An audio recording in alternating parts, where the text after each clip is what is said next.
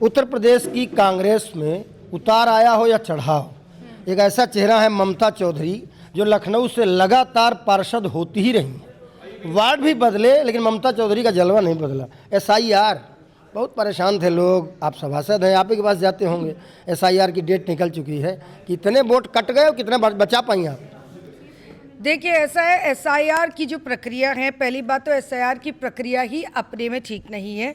उसका वजह सबसे बड़ी ये है कि सरकार इतनी जल्दबाजी में सरकार SIR के फॉर्म्स भरवा रही है। वोटर लिस्ट जो 2003 की है, उस वोटर लिस्ट की पूरी जो तरीके से वोटर लिस्ट जनता के बीच में उपलब्ध होनी चाहिए, वो उपलब्ध नहीं हो पा रही है। तो जितना ज़्यादा से ज़्यादा हम लोग कोशिश कर पाए, हम लोगों ने लोगों के फॉर्म्स भरवाए हैं। मैं अगर अपने वार्ड की बात करूं तो मुझे ये उम्मीद है कि मेरे वार्ड में वोट कटने की संभावना कम है। और इसमें मैं आपको बताऊं, गवर्नमेंट का या सरकार का या सरकार के प्रतिनिधियों का इसमें कोई योगदान नहीं है। हमारे वार्ड में हम लोगों ने वेबसाइट से खुद निकाल के, खुद ढूंढ के, उसके बाद लोगों के 2003 के क्रम संख्या और भाग संख्या भरने का काम किया है।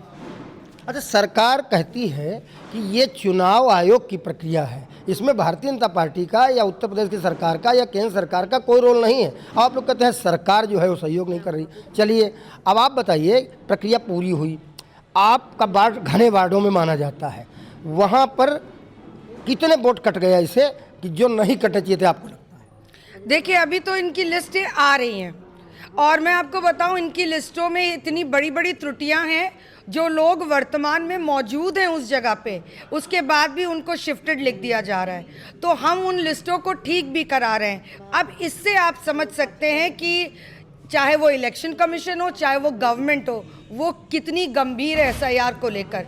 कि जो लोग निवास कर रहे हैं, जिनका निजी निवास है, उसके बाद उनको शिफ्टेड बताया जा रहा है, परमानेंट शिफ्टेड बताया जा रहा है। जिन त्रुटियों को हम लोग ठीक करने का काम कर रहे हैं। अच्छा, प्रक्रिया लगभग पूरी हो चुकी है, लेकिन अभी मौका है आपत्तियां दर्ज करने का, मौका है सुधार का, जो कि 22 से 21 जनवरी तक है। उसमें भी आपको लगता है अभी आपको और मेहनत करनी पड़ेगी कि मेहनत पूरी हो गई? आप नहीं, अभी बहुत मेहनत करनी है।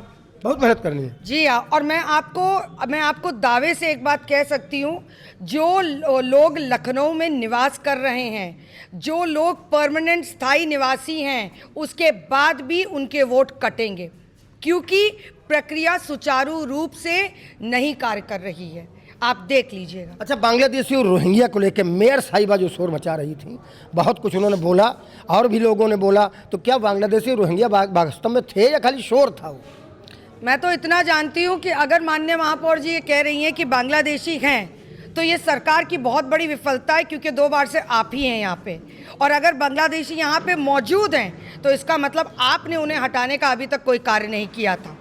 सीधी सी बात। दूसरी बात, अगर मैडम देख रही हैं कि ये बांग्लादेशी हैं या आसामी हैं, तो NCR एक प्रक्रिया जो असम में हुई थी, अगर उनके पास अपना NCR का सर्टिफिकेट है तो वो हिंदुस्तान के ही नागरिक हैं, वो आसाम के ही नागरिक हैं। अच्छा, एक सवाल और ममता जी, क्योंकि आप जवाब भी दे लेती हैं, महिला कांग्रेस में भी अध्यक्ष की जिम्मेदारी संभाल चुकी हैं। जवाब ये है कि यमला पगला के बाद अब गमले का विवाद आ गया है और मेयर साहिबा भी कूद गई हैं उसमें। उन्होंने कहा जिन लोगों ने गमला चोरी किए, वहाँ प्रेरणा स्थल में कार्यक्रम हो रहा था, उनके पोस्टर हम चस्पा करेंगे, उनके फोटो लगाकर उनका जुलूस निकालेंगे। अब इस पर क्या कहा जाए?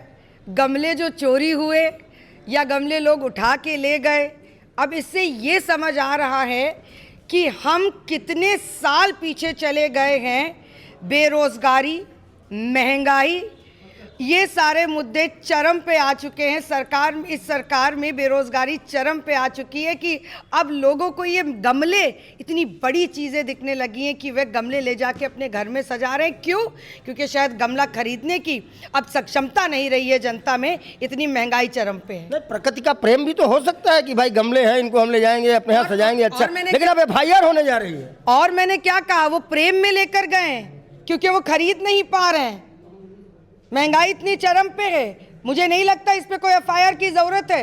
अगर किसी आपके ही जनमानस को, आपकी ही जनता को, जो आपके अनुसार आपका वोटर है, जिसने आपकी सरकार बनाई है, अगर उसने गमले ले लिए हैं तो उसने प्रेम में ही तो लिए होंगे।